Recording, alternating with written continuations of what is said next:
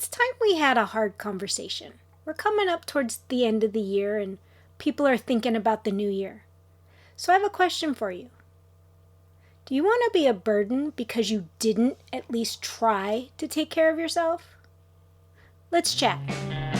Does your metabolism suck? Are you sick and tired of being sick and tired? Do you want off the diet roller coaster? Do you wish there was a simple solution to get you healthier, smaller, and have more energy? Hey friends, I'm Jolene, a nutritional therapy practitioner, wife, furry guardian, and non-bendy yogi. Like you, I spent years chasing skinny instead of healthy, until I finally learned there's more to getting healthy than eat less and move more.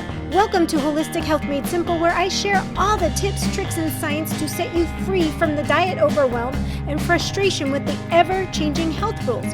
We go beyond the calorie and diet dogma to equip you with simple changes to real food, mindset, and lifestyle. If you are ready to learn to tailor your journey to your current health, implement simple solutions, and achieve undeniable results, then this is the podcast for you. Pop in those headphones, take a deep breath, and let's get healthy. Hey there. It's time to chat about some hard truths. You see, getting healthy is more than losing weight. It's more than just feeling good in your body or fitting in your skinny jeans or a certain size. Being healthy when you're old starts today. Old is relative. Old is just any older than you are now. But as we age, it is really important that we're mobile, that we're healthy. And what are you doing now to get there for tomorrow? There are things you can get away with today that are setting you up for problems down the road. Most common diseases can not only be prevented, but be put in reverse by simply adjusting your eating and lifestyle. The good news is for most, starting with simple steps and building on them makes the transition easy. This is about improving your long-term quality of life. You see, nutritional therapy and holistic health are complementary approaches to modern medicine, often getting your body in a place of feeling better so you move more and need less medicine. Everything you have done up to today is your before journey. Let's start focusing on the after part of your journey. Let's dive in to all the objections I've heard. First up, I'm too young for health problems. Most diseases develop over time. What you are eating, doing, or not doing right now affects your health later in life. I know it's easy to put off taking care of yourself, but the longer you wait, the harder it is. So start today thinking long-term of being healthy as you age. I get it. You feel fine. So you must be healthy, right? Just because you feel okay or don't have any kind of official diagnosis, if you aren't actively working on being healthy, things can pop up out of the blue since we can't see the changes that are happening on the inside, or we overlook those subtle signals telling us we're developing a problem. So just because you feel good doesn't mean something's not going awry inside your body. So now you're saying, Jolene, I'm not even overweight, so I've got to be healthy. Weight is one tiny aspect of health. Thin individuals still develop health problems, especially if they have poor nutrition or lack of exercise. So it's important that no matter what your size is, you're thinking long-term health. And whenever you start is never too late. Well, now you're telling me, well, it's in my genes, so it doesn't matter what I do, I'm still going to end up with it. Just because your family has a history with things like diabetes, arthritis, heart disease, autoimmune issues, thyroid issues, or other things doesn't mean you're going to have to suffer the same fate. Yes, you may actually develop the disease, but with changes to your diet and lifestyle, you can either put it in remission or at least manage the symptoms to feel and be better, be active, be mobile. And that is the key to holistic health. I know you're also thinking medications fix everything. In reality, most medications only manage symptoms. It never addresses the root cause of the problem. It just makes you feel better by attacking the symptoms of the problem. And one medication often leads to two, then three, and so on, because the side effects build up and up and up, so you need medications to manage the new symptoms you're having from the side effects. And no, I am not anti-medicine. I just believe with dietary and lifestyle interventions, you can reduce the need for medications and the side effects that come with them, meaning you can reduce the amount of medications you may or may not need. And that's key because all medications come with side effects. And the longer you're on them, the more problems you have from those side effects. So let's tackle and support our body with healthy interventions so we can reduce that risk for ourselves. Well, then comes the biggest one I hear most often is healthy eating is expensive. Yeah, switching to real whole foods can cause a slight increase in your food budget. It really can. But long term, it saves you over being sick. Medications are expensive. Co-payments are expensive. Tests get expensive. Being sick gets expensive quickly. So, some ways to help lessen the load on eating healthier is shop for produce in season. It will always be less expensive when it's truly in season in your area. Look at the sale brochures. They come out, at least in my neighborhood, every Tuesday. Shop the sales for meats. Plan your meals around what's on sale that week. And then a lot of people think they have to buy all grass-fed, grass-finished, pasture-raised, organic. The key is buy the best quality that fits in your budget. Real whole foods is better than the ultra-processed food you're sticking in your bodies now. I know that sometimes that ultra-processed food seems to be cheaper, but in the long run, it's not nourishing your body, so it's not cheaper. You're not getting the nourishments. You tend to overeat because it leaves you hungry. When you're eating whole foods, your produce, your meats, and even some grains, if you tolerate them, will keep you fuller longer and keep you healthier longer. And really important, don't give me the I'll start tomorrow or I can't change my habits. What happens when tomorrow never comes and you're having the health issues?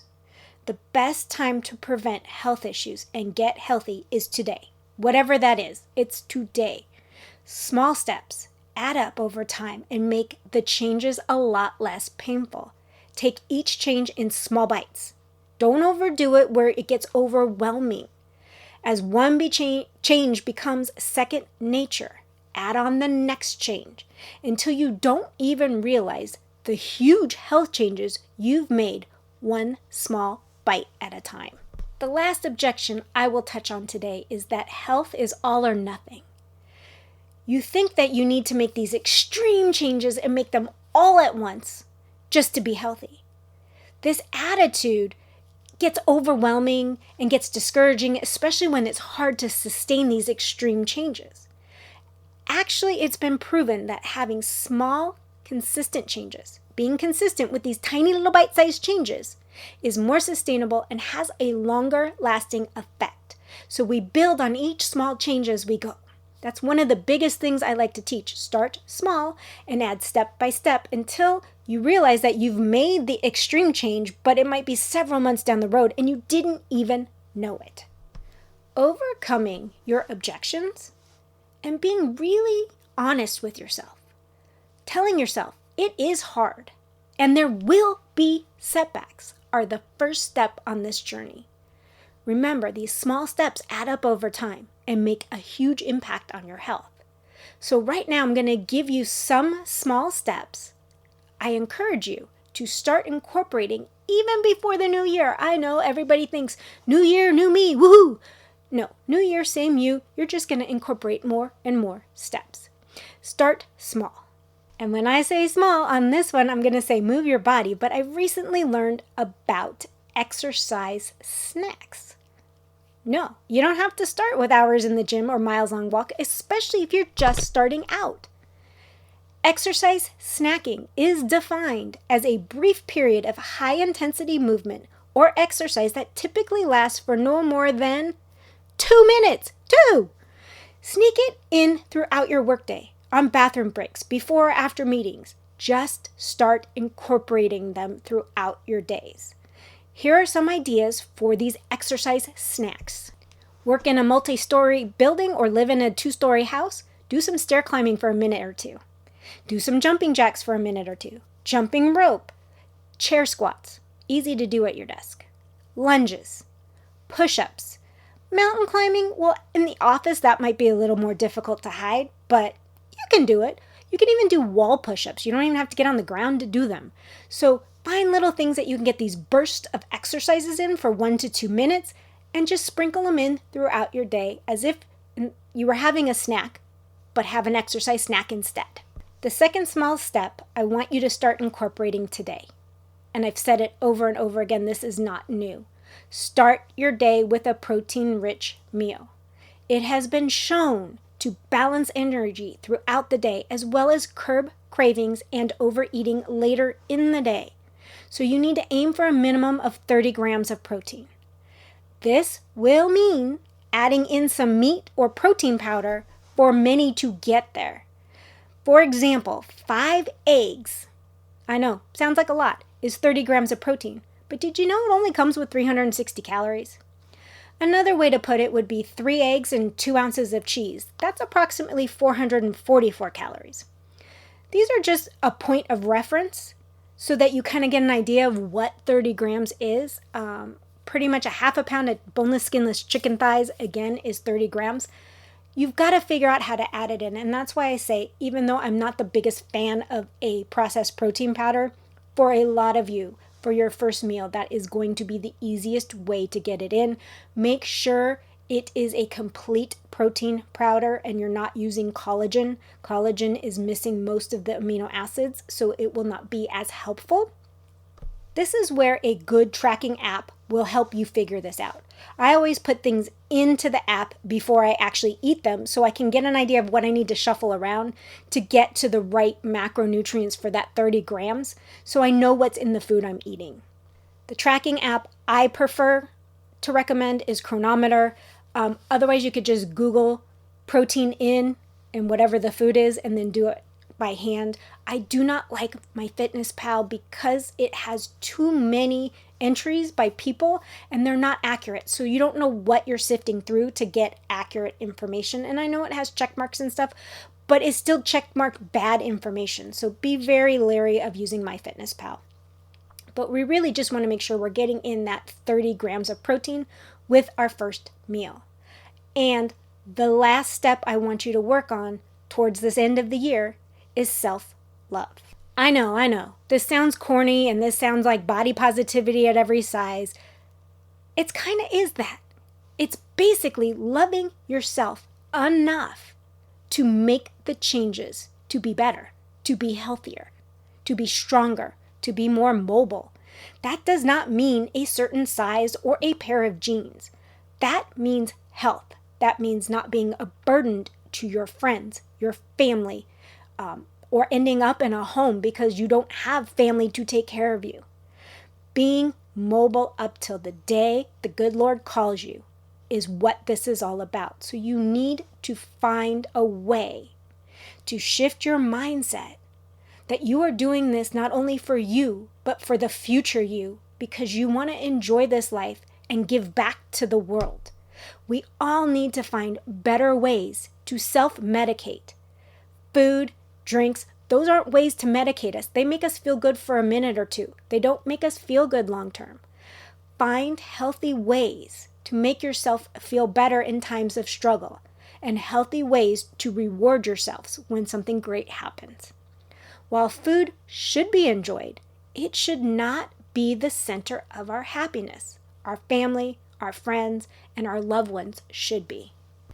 Thank you so much for listening in today. And if you found this at all helpful or valuable, share it with a friend or take 30 seconds and leave a review so more people can find my podcast for this information. And I get it. You want to lose weight and think that that will solve the problem. It helps, but when you do it in a way that does not support your health, you will end up on that yo-yo diet roller coaster that does more harm than good. When you focus on health above all else, it leads to long-term success. Develop those healthy habits and develop the knowledge to adjust as you progress on your journey, to learn what your body needs to be supported and healthy. Each one of us is in a different place, has different health issues or health goals. We need to know what we need. That's where knowledge comes in. You see, all these one-size-fits-all diets with rigid rules are not doing you any favors for long-term health. They may get you into those skinny jeans, but at what cost? There comes a point in time where we have to think further out. No one wants to have health issues. We all want to be mobile and self-reliant into our golden years. No matter what your age is, it's time to start thinking long-term now. Remember, it's never too late to start taking back your health. And on that note, my friends, I will see you next time. Bye. Thanks for listening in today. I hope you got some nuggets to take away on your health journey. Remember, this podcast is for educational and entertainment purposes. No medical advice is being given. By listening to this podcast, you agree to the full disclaimer, which is linked in the show notes. You can stay connected to me by joining the newsletter at holistichealthmadesimple.com, where I share additional tips and tricks weekly. Once again, thank you for being a part of my community, and until next time, have a blessed day.